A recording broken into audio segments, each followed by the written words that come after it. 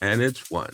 Hello, ladies and gentlemen, and welcome to Tell the Damn Story, the show that celebrates the trials and tribulations, the successes and failures of the writing journey in hopes of making your writing journey easier. I'm Chris Ryan, award-winning hybrid writer, and he's Alex Simmons, award-winning writer of classic characters such as Sherlock Holmes, Scooby-Doo, Archie, Batman, and his own 1930s soldier of fortune, Aaron Blackjack Day. Ladies and gentlemen, we are here once again. Hello, Alex. How are you? One more time. And Chris, how you doing? what are we talking about today, sir? We are talking about the case of the apprehensive author. Now, You brought I'm up talking about- a good topic. You brought up a good topic, a good concern, a good condition, a good circumstance that And- many authors, emerging, aspiring, or serious pro, encounters. yes, and as we say in the introduction, our failures and our successes, this will be the failure department, one that I am failing at this weekend, ladies and gentlemen. It's current, and we both think humorous when we get past the emotional abyss. Right. So what you're going to wind up with is we're going to tell you, set it up. We're going to tell you all about it. And then we're going to explore some of the conditions that we've experienced. And then hang in there. We're going to give you some tips on how to deal with it. Yes, sir. Ladies and gentlemen, by the end of this episode, you're going to be able to deftly avoid the shenanigans that my kidney up here played on me these last few months. And it's something that I'm working to get past for the future. So set it there, sir.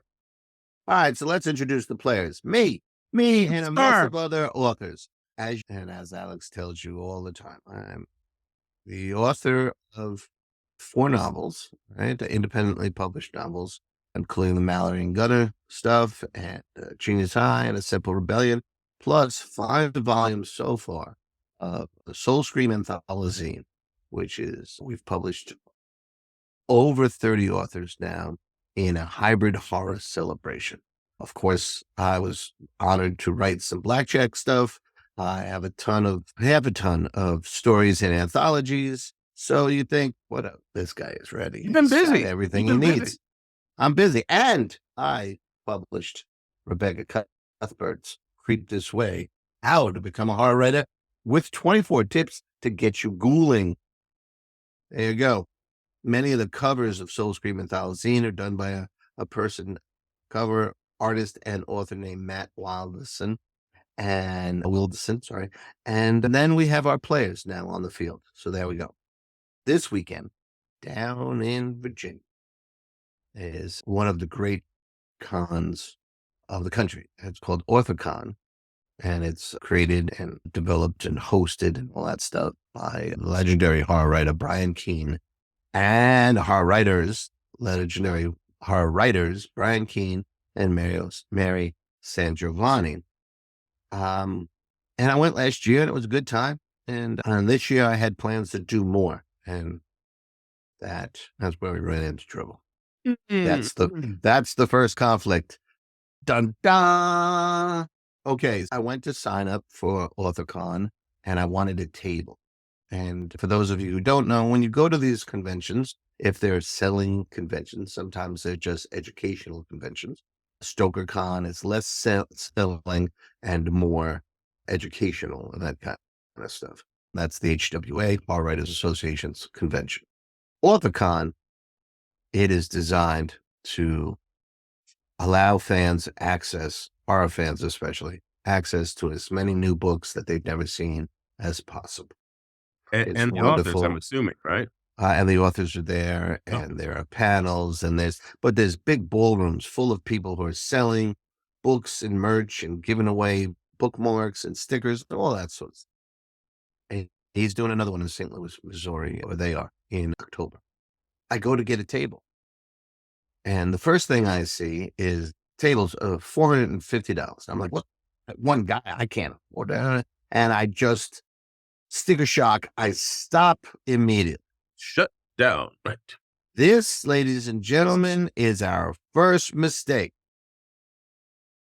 And the solution to that is reading is fundamental.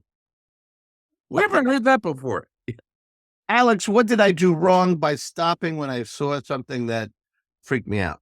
Folks, we have to understand Chris is a seasoned veteran of reading. He has read for years. As a young man, he read several books from cover to cover. Right. As a child, he read. As a young man, he read. As a teacher, he read. As a writer, he read. So he's not unfamiliar with the process of reading. But as all mysteries will tell you, the culprit will always commit one mistake, one thing overlooked. And in this case, what he overlooked was the rest of the few more lines website of content that would have given him additional information. Yes. Crucial information. What was that crucial information? I cannot confirm that there were 2 tiers of prices for the Virginia show, AuthorCon 3. But in AuthorCon 4, which is set up identically, there's 2 tiers that I didn't notice the first time. Ladies and gentlemen, always read everything. Read the entire, if you're interested in the event, read everything that's posted. The second tier, the lower tier, is $200. I can justify that in my budget. If that was true in Virginia and I missed that, this is where I have to say shame on me. But right? What the crime you committed was you shut down immediately. Yes, so it was a crime of omission. Further, it was a crime of imposter syndrome. It's that gateway drug that allows you to say no. And this, ladies and gentlemen, is always a mistake. When I noticed that St. Louis, Missouri had that AuthorCon 4 had 2 tiers, I gave myself penance because I am a good Catholic boy. And my penance was to look at every posting on social media, hashtagged or to AuthorCon 3. Okay. And I have seen many this weekend. I have seen many. Some from people like the esteemed Brian Keene have him surrounded with what I would say the first 2 tiers of famed, established horror writers. Now, all due respect. May I just for a second here? I think the audience would need just a wee bit, just a little bit more dialing in here before you reveal this next portion, because yes, the $400 for the Virginia con did cause you to put on the brakes. Now, let's be clear. That's for the table. The actual ticket was $30 or something like that. Right. No, $400 for the table, shut the whole thing down for you. Okay. But that was not the reason that what you're about to tell us is going to have even more impact. Because one, I'm admonishing myself for not having researched more thoroughly and not seeing the possibility of a different if it existed for Virginia, I don't know. It was a secondary and not acting quickly enough because tables go quick in the AuthorCon. However, there was another player afoot. Yes. There was the shadowy villain. Yes. The evil doctor. Not the one that, are you with me, Dr. Wu? Yes. Yes, I am. We're not talking about finances. Bam, that's in your face, right? Yeah, that's it. That's just the money. No, it's not just the money. Or anything. It was, you can call it imposter syndrome. You can call it self-doubt. You can call it being overly critical, being an anxious author. But there was another thing at work. And the thing is that I was comparing myself to far more established authors. Now, we're not talking, in this case, in this conversation, we're not talking about the esteemed Stephen King. That's a different stratosphere that very few get to. We're talking about working writers. And Stephen King, of course, is working. But on another level. It's just his audience is immense, right? So that gentleman aside, right? some of the biggest names in horror include Brian Keene and Mary St. Giovanni. And like I said, my penance, because deep inside I knew this other thing, this imposter syndrome, this over criticism of myself. Bronx Irish Catholic. Where did that over criticism come from? Yeah, I can't figure. I'm clueless. I have no idea. Yeah. But I would in the water. Yeah. I would see. That's right. It's like you have to walk on water, or Yeah. else you're nothing. It was a sad experience in my life. But there you go. But like Brian Keene and Mary and Red Lago and Jonathan Jans and these people who are names you may or may not know. And if you don't know and you're interested in horror, go and look them up. But they form the top two tiers. Some are a little more not elder in age, but they've been at it longer. Some are still ascending, but established and making a good profit. But that's not the majority of the people in AuthorCon. But it's who you were thinking of.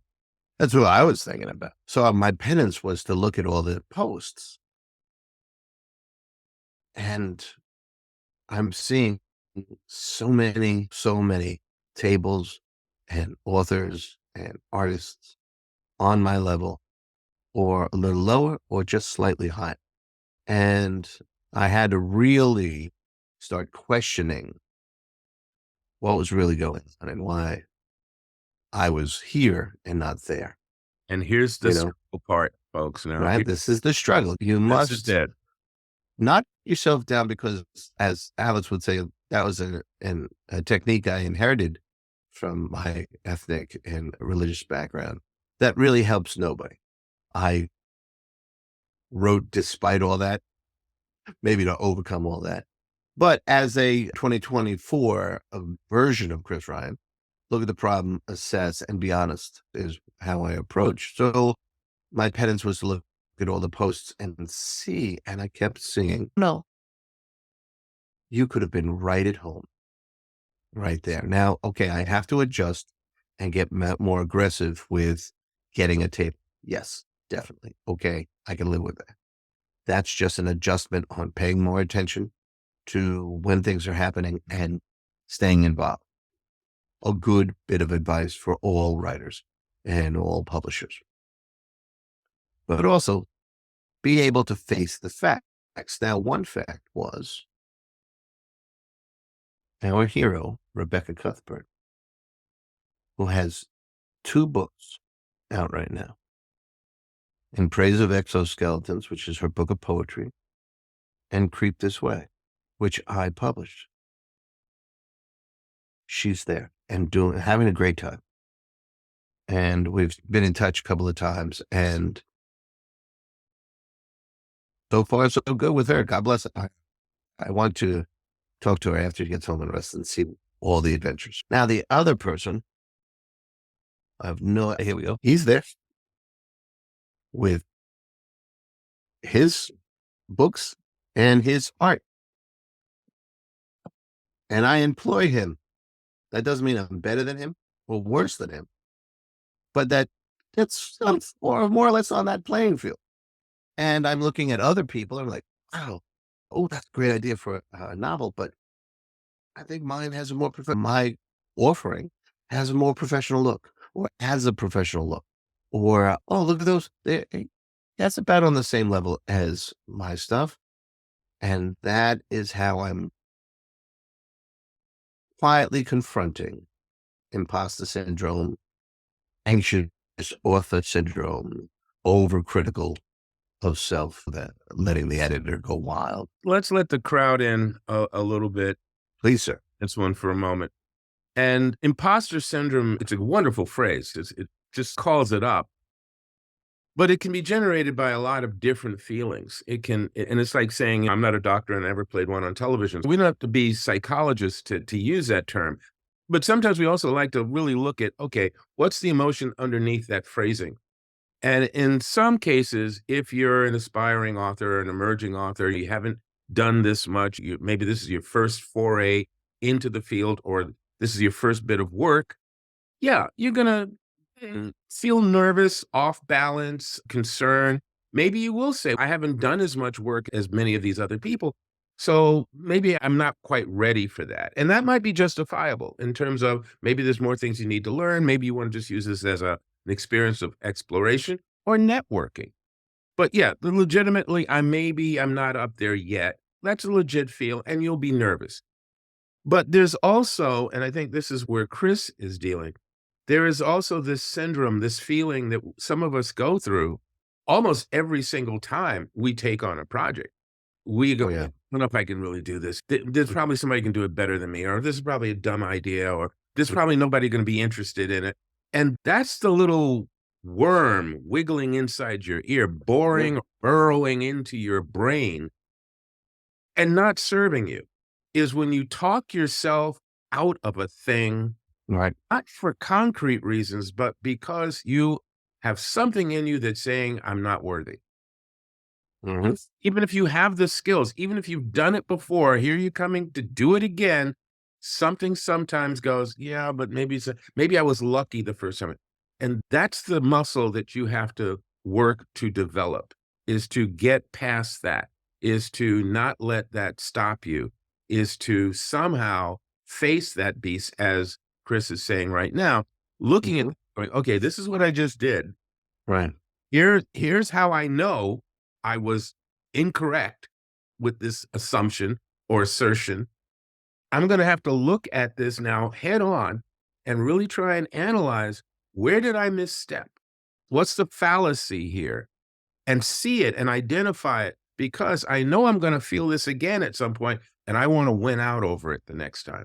So this is what Chris is doing right now. And again, Chris is saying, he's not saying he's better than anybody else, blah, blah, blah, blah, blah.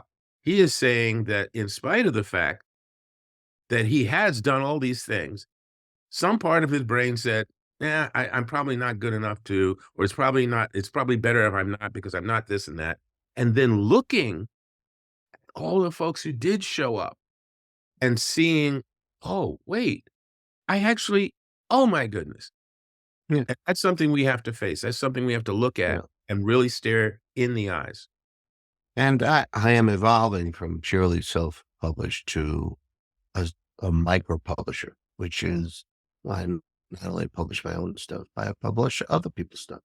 Rebecca's book, sure, but the Soul Scream anthology is over 30, approaching 40 different authors at this point.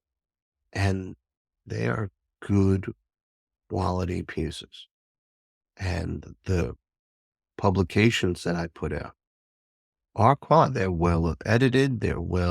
I think they're well written. I've always been told they're well written. And so you have to really ask yourself, and it's a process of allowing yourself to recognize, but then asking yourself, okay, why?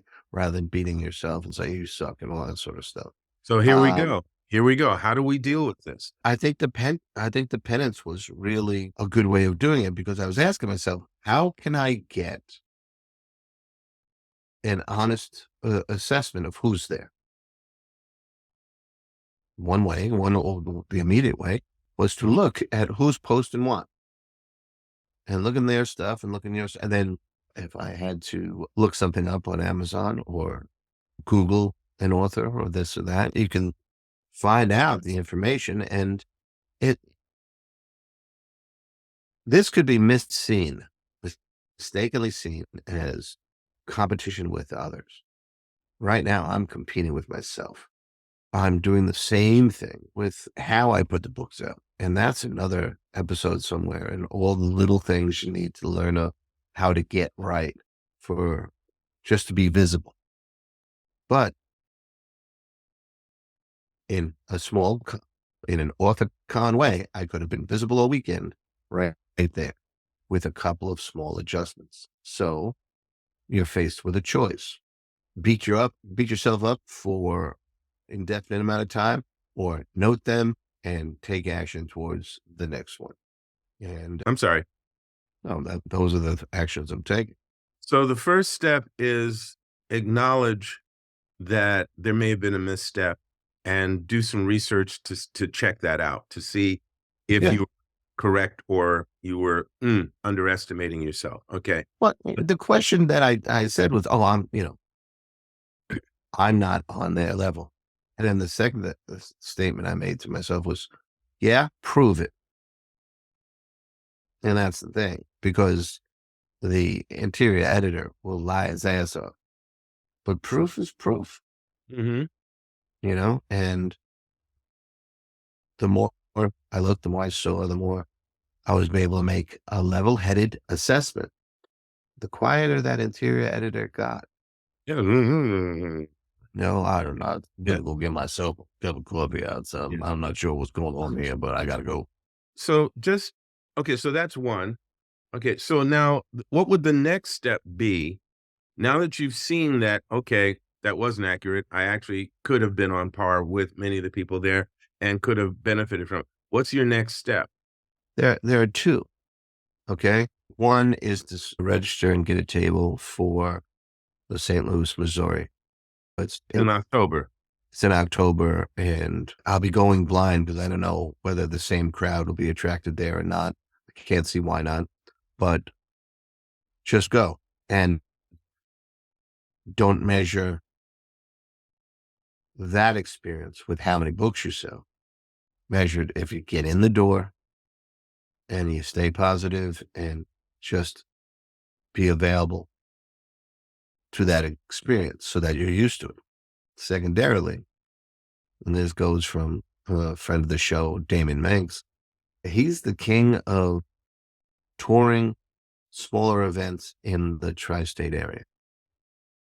So get myself on some of those and get used to being out there, table, set up, some kind of poster behind you or whatever, and just have all those little key pieces and be used to loading in and doing the show and loading out. And you get used to being out there. Again, neither of these are about how do I sell 1 billion copies of the book. It's a different issue. Yeah. We're not talking to you. We're not talking here today about selling. We're talking here about allowing yourself to be what you are. And to get out there and show that to your potential population, your audience, or your fan base, or whatever you want to Right. call it. And I was out there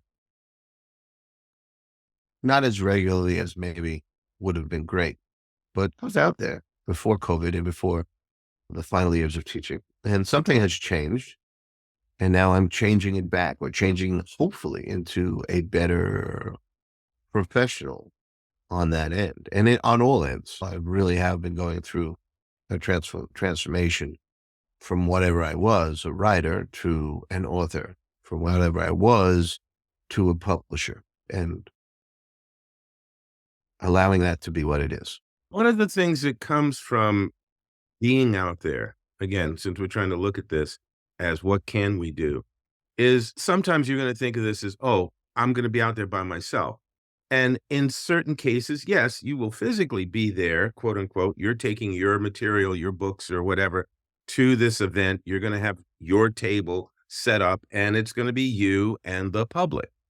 But there have been occasions, and I know Chris can back me up on this. There have been certain occasions in the past, because we've done this together in the past. Yeah. There have been occasions where, yeah, you go to a convention and you're coming in there thinking, okay, it's just me and my stuff. But one of the benefits of a convention or a gathering Right. Showed, yeah. is to network, is to actually meet your peers and find commonalities sometimes that are equally supportive, or even create bonds or affiliations that are supportive or useful to you. Very quickly, I will mention that when years ago, when we were starting out with Blackjack as a comic book, even before the graphic novels or the short stories, it was just Blackjack and the comic books. I think maybe the first 2 or 3 issues were out.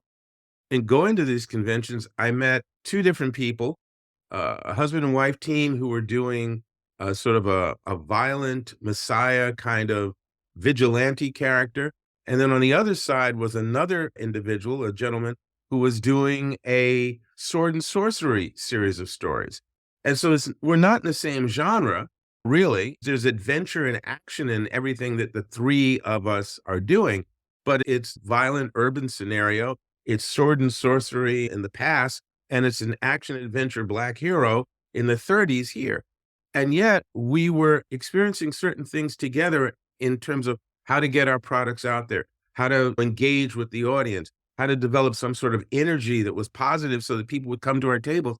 And we found that because we liked each other, that we liked some action stuff, and we formed a bond where we were supportive of each other at the events and Mhm. back each other up and would think, oh, thanks. Thanks for buying my stuff. Oh, you got to check out so-and-so's table because he and she is, or they, or whatever, they've got this great stuff.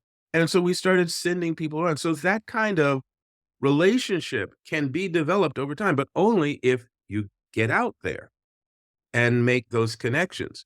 So that's one of the other things is supporting by supporting other people, you also, and of course them supporting you also begin to share your audience base and you get your name out there and you get your word out there.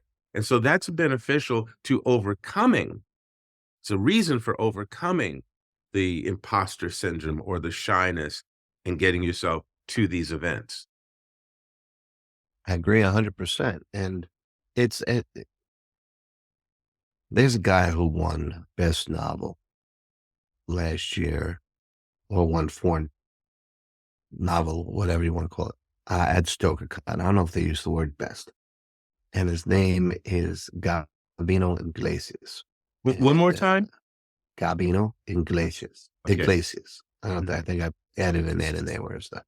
Now, on his recent posts, he's been talking about being invited over to an author's event in France. And one of the things that happened was he says, first of all, talk about imposter syndrome. He's sitting there with S.A. Cosby and all these just huge names at this point. And S.A., he's just a Southern boy, big old guy, and he's exploded. And it's fun watching him just taking his stride, astounded. But he seems very positive. Any imposter syndrome he might have, he's keeping it quiet. On the down low. Gabino doesn't keep quiet about anything. He uses it all as content to share with his experience, right? So he's saying, talk about imposter syndrome. I'm sick. Cannot believe I've been invited in to France. I'm with these people on this panel. And then he gets asked to or invited to partake in a photo session with this legendary photographer who has all these legendary authors have been photographed by this person. I'm thinking particularly of the African-American author who was one of the first ones to be outspoken about racism in the country. Forgot his name. I'm trying to remember his name. Yeah. We can Anyway, add it. so these experiences happen. Now, the difference is that he feels the imposter syndrome. He notes it. He admits to experiencing it and goes through the experience. Uses it as positive. Wow. Can you believe this? Imposter syndrome is going crazy, but let's get going. That's a great approach to, okay, walk into the fear. I don't know whether it's fear or my old background, but whatever it is, I'm going to try and walk into the fear more often. And, It's a good phrase. Yeah. Yeah. When you go into the dark room, turn on your flashlight. Yeah. Yeah. Yeah. Oh, there was the French philosopher says, if what you're doing is not scaring you, or if it's scaring you, that's when you know you're alive and you should be doing it. Bono said in one of the recent songs that U2 did, he says, if your dreams don't scare you, you're not dreaming big enough. Yeah. Yeah. You know, and hearing it and living it could be different if you allow it to be. Let's just, again, because we're talking about things to do to try and overcome it, I'm going to just bring up one more example, very condensed example of the negative side of this, of giving into that in any way, shape, or form. Chris and I had this experience when this is again, going back a few years when we were still just pushing the books, the early books of Blackjack and some other things, Race Against Time project.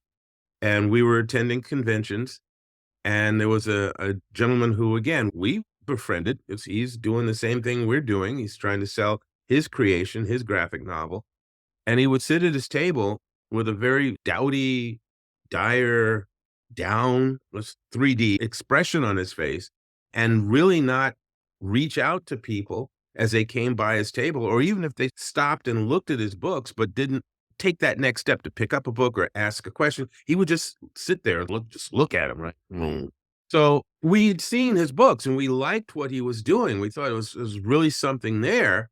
And so at one occasion, a reporter or a reviewer for the industry, not a big name, but a reviewer in the industry, was looking at our stuff and talking to us. And he says, "Look, you got to see this other guy's thing." And we took him over to the table. And really what I was hoping would happen was that this guy would realize, oh, a reviewer who's going to get the word out about my book. Yeah, I'll give him a copy. Right. Nope. Said, yeah, it's such and such. You have to pay for this. And I'm going, this is a reviewer. He's got a great column. He's got a good following. He can get you. I had to pay for these. I said, all right, you know what? I'll buy it from him. So I paid him for a copy of this book, gave it to the reviewer, and he got a good review. But it didn't click in his head, even in my doing that this was a necessary part of the promotion process, to getting the word out, to just connect with people, reviewer or customer, connect with people, have a conversation with them. Some part of him was still shut down or locked off. Right. And one more time, we did another situation where, again, we like his book and we're at another event and his book is not selling very well. And we were going to run from that event to a comic book store in Manhattan. We knew the owner, big store. And we said, come with us. And we forced him to go with us in a cab, threw him into the cab. Chris had to hold him down, threw him into the cab, went down there, showed the book to the comic book store, the salespeople. And they went, yeah, we'll buy X number of these. And he was shocked. Mm-hmm. He was shocked. That was the only sale he had made all day. And it's because we dragged him kicking and screaming and talked it up. So once again, another way of dealing with how you might feel shy or fearful or not significant enough to express the value of your work, bring somebody along who can. Or have a family member, somebody who can gush about your work. Yeah. You sit there and be shy and retiring or whatever it is you are, but make sure somebody is at your table who can talk about your work with pride and knowledge. And you gotta let yourself embrace the truth. You are torn on this. And if you did your due diligence, and that's the thing, self-assess. Did I work with an editor? Is the cover checking the boxes that it needs to check to attract? And there's plenty of books to pick up and it'll tell you how to do that, right? Or set up a beta council of people that you can run it by so they can give you some feedback. What works, what doesn't work. Yeah. But the idea is that once you're there, and especially if you're looking at other publishing places or conventions, and look at what's there. Don't be judgmental. Just say, do I have a place here? Yeah, you do. You do. And maybe not. I had a great experience where I wormed my way into I think it's called Autograph Fest or something like that. Book signing fest. And it's at StokerCon, right? And it's a certain amount of time. And then they serve ice cream, right? I said, I'm going to bring, and I was sitting there. There's a couple of people on either side of me that were about on my level. But V. Castro and a couple other, they were just sun hot at this point, right? There was 2 or 3 of them. And I knew them from social media, so love following it, great stuff and all that sort of stuff. Even bought a book from V. Castro before the thing set up. And then I'm ready to do my stuff. And the line formed for all the ladies that were burning hot. That's not a sexual injury. That's their selling was of their books was ascending. And the only way I could get anyone to look at the books, because you couldn't see them because the line was right in front of where my desk was, to just use humor. This line is long. Do you need something to read? On that kind of thing. And I looked around and I realized this event is for, that particular event was for fans of established writers. Most of them came in with books already bought. And then some were buying books from everybody and all that sort of stuff. So I think I sold one or two. But it was, you also learn, okay, this is not that. This AuthorCon, people come from, when I was looking at, there was one posting of where you're coming from. And there were 30 different states that people mentioned, and 2 other countries that were not the United States, like traveling over the Atlantic Ocean to get to this thing, right? And a couple of people who were on that were like, I bought an empty suitcase with me that I expect to fill up. Some people go there, it's their reading for the year. That event could be home for someone like me or you out there. Yeah. So it's all about research, and it's all about finding a way to show yourself proof, you know?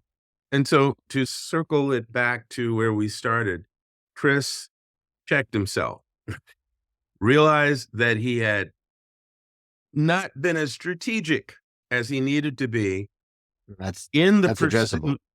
In the pursuit of promoting and distributing material that he had worked very hard on months or years. And in evaluating why he wasn't where he thought he needed to be, looking inwardly, he found, again, we can call it imposter syndrome, we can call it apprehension or whatever, but looking the beast in the eye, identifying what it is, identifying some of the triggers that set that beast in motion, and then looking for methodologies or ways to not do that again.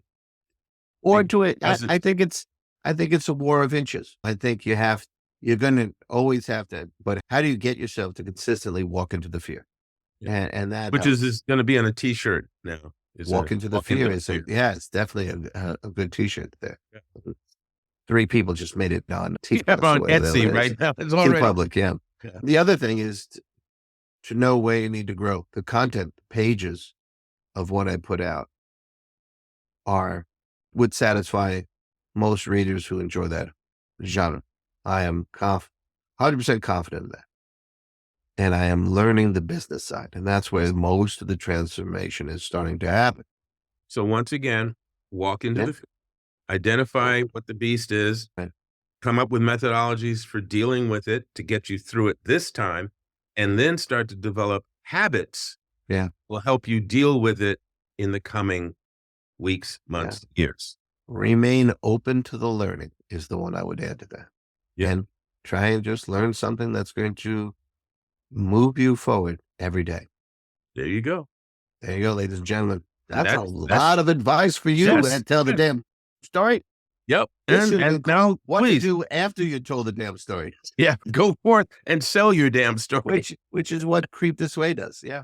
Yeah. Very cool. Oh yeah. Which is good. And let us know how Rebecca did. Maybe we should have her on the show. If it's cool with you, I'm going to make that an invite, because that would be a great post-con.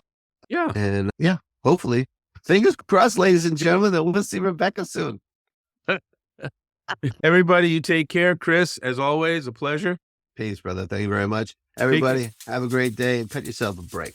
You are pretty damn good. What do you always tell people to do, sir? Since you've been riveted to this entire episode. Yes, please. What we would ask you to do is to hit the like and the subscribe so you don't miss any of this gold. Again. Thank you, everybody. Thanks, everybody.